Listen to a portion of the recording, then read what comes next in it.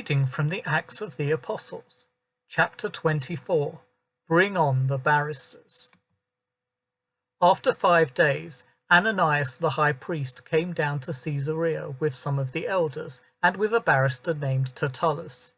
They told the governor what they had against Paul. Paul was summoned, and Tertullus began his speech of accusation. "Most excellent Felix, we are enjoying a great peace because of you. Through your wise foresight and planning, things have greatly improved for this people. We welcome it in every way, in every place, and with every feeling of gratitude. But so as not to keep you waiting any longer, I beg you of your forbearance to listen to us briefly. We find this fellow to be a public nuisance. He stirs up civil strife among all the Jews all over the world. He is a ringleader in the sect of the Nazareans. He even tried to defile the temple, but we caught him. If you examine him yourself, you will be able to find out about all these things of which we're accusing him." The Jews added their voices to this speech, agreeing that it was just as had been said. The governor motioned to Paul to speak. "I understand that you have been governor of this nation for several years," he began, "and therefore I am all the more pleased to make my defense before you. You will be able to discover that it is not more than 12 days since I came up to worship at Jerusalem. They didn't find me disputing with anybody in the temple, nor was I stirring up a crowd either in the synagogues or elsewhere in the city. They can provide no proof of any of the charges that they are now bringing against me. But this much I will confess to you, that it is true that I do worship the God of my ancestors according to the way which they call a sect. I believe everything which is written in the law and the prophets, and I hold on to the hope in God for which they also long, that there will be a resurrection of the righteous and the unrighteous.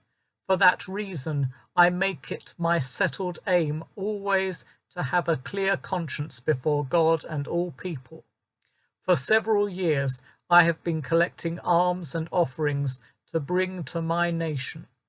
That was the business I was engaged in when they found me purified in the temple, without any crowds and without any riot. There were some Jews from Asia there.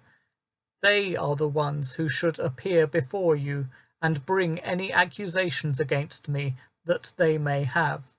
Or let these people themselves say what wrong they found in me when I stood before the Sanhedrin, unless it is about this one thing which I shouted out as I was standing among them.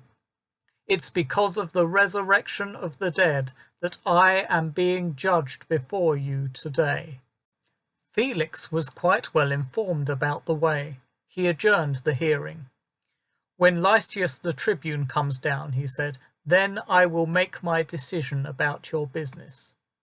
He told the centurion to keep Paul under guard, to allow him some freedom, and not to stop any of his companions from looking after him.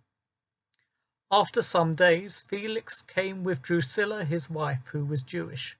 They sent for Paul and listened to him speaking about faith in the Messiah, Jesus. As he talked about justice, self-control, and the judgment to come, Felix became afraid. "That's quite enough for now," he said. "You can go. When I get a good opportunity, I'll call for you again another time." At the same time, he was hoping that Paul would give him money, and so he sent for him frequently and talked with him. After 2 years, Felix handed over the reins of office to Porcius Festus. He wanted to do the Jews a favor, and so he left Paul in prison.